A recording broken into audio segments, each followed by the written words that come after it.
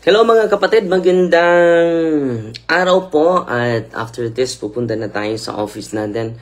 Marami na mga kapatid natin na bumibisita sa atin. But ngayon, araw na ito ay fiesta sa ating mahal na nanay. No? Oo. So, ngayon pag-usapan natin ito. Isa sa mga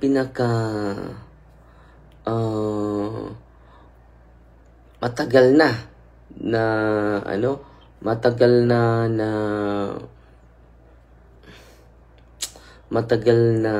na milagro yung Our Lady of Pilar dahil yun ang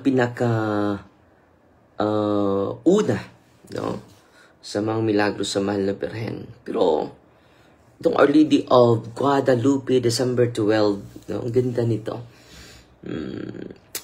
Sa mga hindi nakakaalam, no? I-share ko po sa inyo itong milagro sa nangyari sa Our Lady of Guadalupe. So, una-una nagpakita siya dahil piyesta ngayon sa Buoy, sa Sevilla, Sevilla, Our Lady of Guadalupe, di ba? Sevilla, Bohol. Andun ngayon si Monsignor Sacco. May bisita doon. So ngayon, pag-usapan natin ito dahil marami sa atin na hindi natin alam, no? Itong fiestang ito, hindi po ito basta-basta. Ang dami po, milyon-milyon po yung na-converted ni Mama Mary na mga pagano. So dito muna tayo sa Miracle of the Telma Image. 1531 pa po ito. Happy birthday, Mumoy Hermon. So sa mga nag-birthday ngayon, happy birthday po. At punuin natin yung isipan natin sa mga maka-inspire na bagay. Araw-araw, lalo-lalo na itong Our Lady of Guadalupe. When the Virgin Mary appeared to Saint Juan Diego. So yung kalimitan mga kapatid, yung naobserbahan ko, mga ordinaryong tao na grabe yung virtue nila. Ang pinakitaan ni Mama Mary, no? Katulad ni San Juan Diego, hindi naman ito pari. She instructed him to gather Castilian roses, impossible to grow in the stony winter hill. He carried them in his cloak. Yung cloak niya, yung tila niya, ay telma to the bishop. So, dinala niya itong mga Castilian roses na mahirap po, imposible pong tutubo sa lugar nila, no? Dinala niya ito at when he opened the telma, so binuksan niya sa harap lang ng dahil sabi ni Mama Mary, huwag niyo may buksan kahit sino, sa harap lang ng obispo. When he opened the telma, the roses fell to the floor and the miraculous image appeared instantly. So itong image ni Mama Mary ang nag-appear, mga kapatid. Nakita nyo ba? So, ito po yung pinakamalaking milagro, mga kapatid. Ipakita ko sa inyo, ha. Hanggang ngayon, nandito po ito. No? Ito po yung image ni Mama Mary sa Guadalupe. Ito po. So, pag open sa telma ni San Diego, ito yung nakita. Milagro talaga. Sabahin naman ng iba na sa demonyo yan. Maraming sasabi, sa demonyo yan, Father. No. So, ang magsabi na sa demonyo o sa Diyos, hindi po kahit sino. Ang simbahan lang po ang dapat mag-declare. Bakit po? Siya lang po yung may authority na galing kay Kristo. Hindi kahit sino, hindi yung ordinaryong pari, hindi din yung ordinaryong obispo. ang mag-declare talaga ang ating simbahan sa pamagitan ng Santo Papa. Okay? Ang sasabihin ng ilan, sa demonyo yan dahil gagawa ng mga extraordinary miracle yung demonyo. Totoo naman. Pero sinong mag-determine? Hindi kahit sino sa atin. Ang simbahan talaga ang mag-determine na milagro ito. This image is not painted by human hands. Take note ha. Itong ako po ay hindi po ako mapulaan sa pagtakol nito. Tingnan nyo, ito. Our Lady of Guadalupe. Why Guadalupe ako? Pero nandun ni Mama. Gusto ka ni Mama eh. So, hindi ko nadala dito.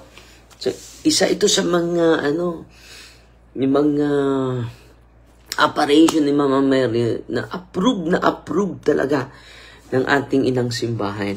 Okay? Ang ganda nito. So, patuloy ko ang storya. This image is not painted by human hands. Take note This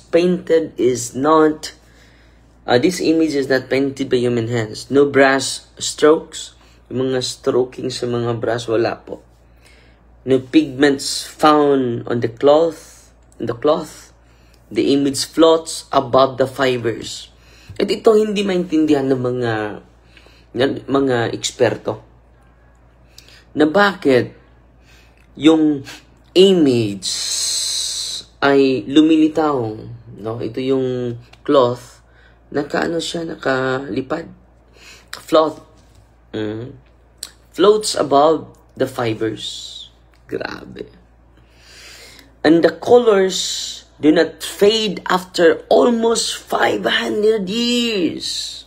Yung kulay niya, hindi na-fade. Hindi gumaspang. For almost 500 years. Dahil mag 500 years ito, sa 2031, 2015, 25 na tayo, 2016, ilang taon na lang, mga 5. Mga 500 years na po. Almost na. Scientists had been unable to explain how the image was made. So yung mga eksperto, mga kapatid, hindi sila maka-explain. It is beyond reason. Wow.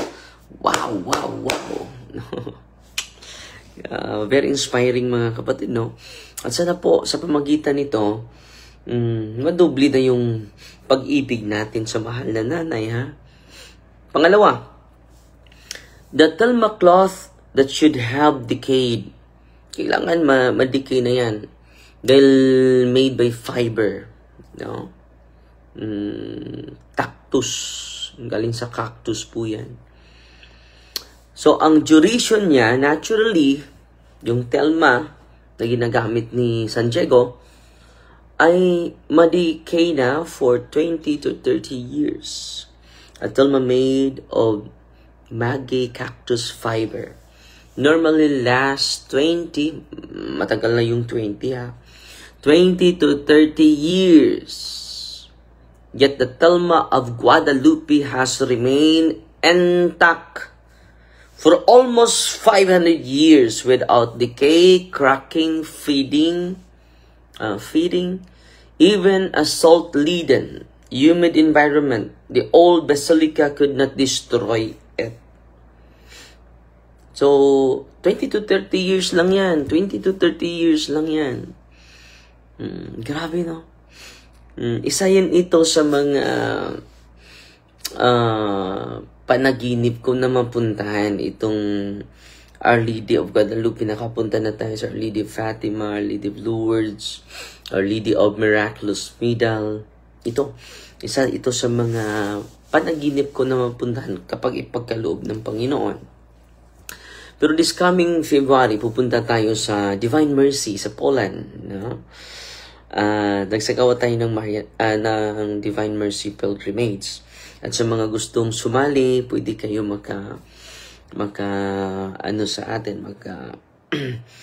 magkasama sa atin, mga kapatid. Tingnan ko muna yung schedule natin, this coming February po ito.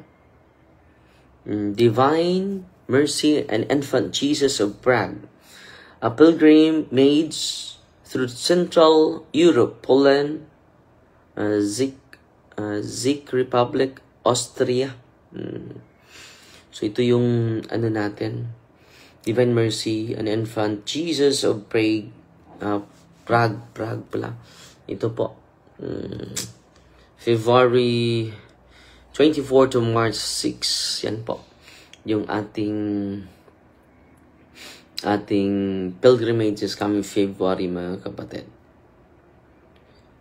Okay, patuloy tayo sa grabe na milagro, mga kapatid. Hindi po ito basta-basta na milagro. Pero natin ito, i-share ko po ito siguro mamaya additional. Dito lang sa Telma lang. Grabe. Yung mga i-share ko po ito sa inyo sa buong araw para ma-amaze po kayo. At sasabihin ng ilan na ito ay sa demonyo. Dahil yung mga sa demonyo ay magsagawa ng malaking mga milagro. Totoo yun. Pero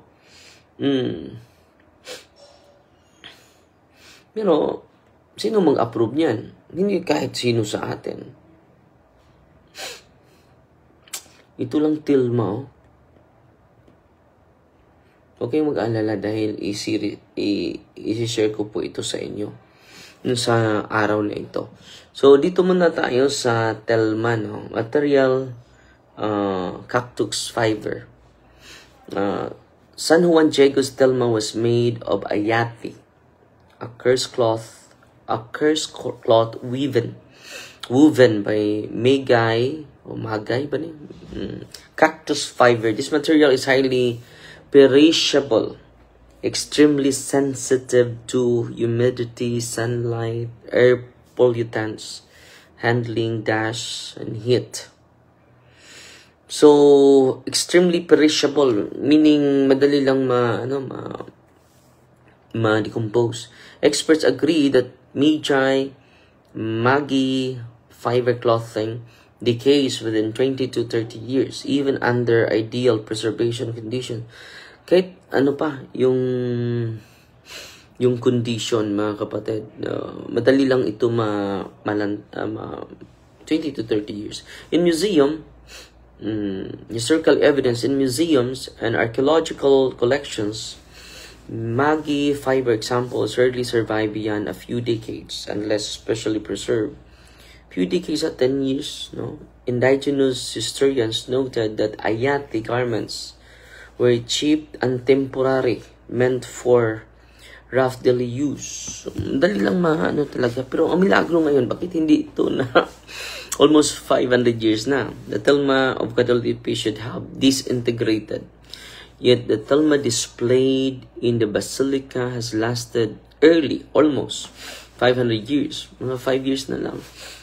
Mga 6 years na lang. Nag-celebrate na tayo ng 500 years sa miracle. Without cracking, peeling, or significant fading, despite being exposed for a century to harsh conditions. Ito po yung pinakamalaking milagro. The harsh environment, 1531 to 1709, before the modern basilica, the Telma hung in a small chapel. It exposed it to salt air from the nearby lake, humidity, candle smoke, and soot, touching and kissing by pilgrims for centuries. No controlled temperature or sealed glass. So, sa 1531 to 1706, hindi yan nilagay ng glass. Pero ngayon nilagyan na. Pero hindi pa rin na-decompose, mga kapatid. Historians note that any normal cactus fiber cloth would rot, fall apart, fade beyond recognition. Yet the Telma remain intact. Grabe, no? Itong kanyang cloth. Scientific explanation, ito po. Hindi po ito basta-basta, no?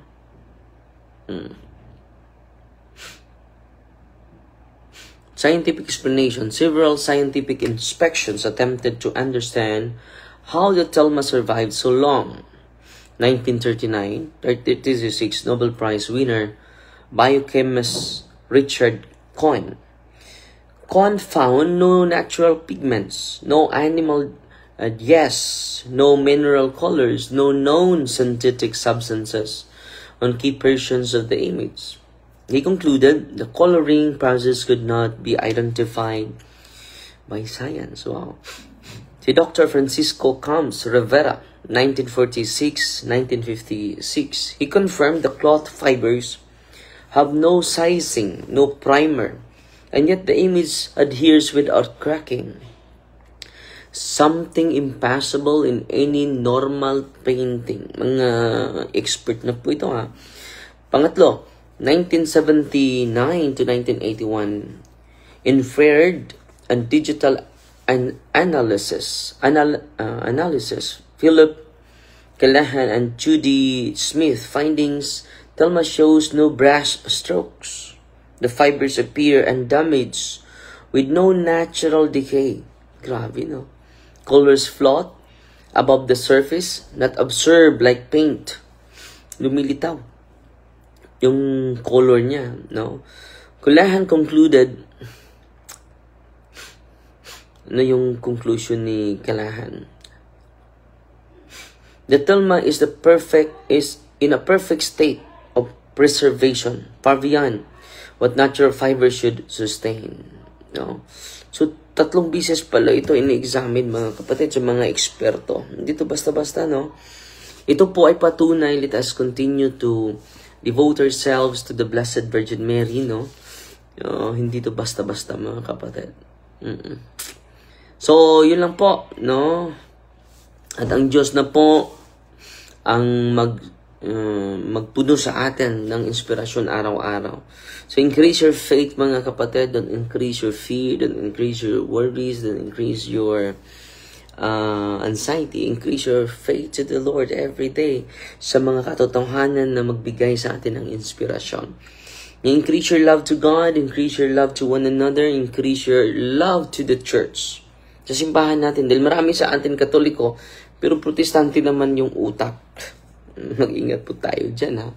Dapat Katoliko tayo mag-isip.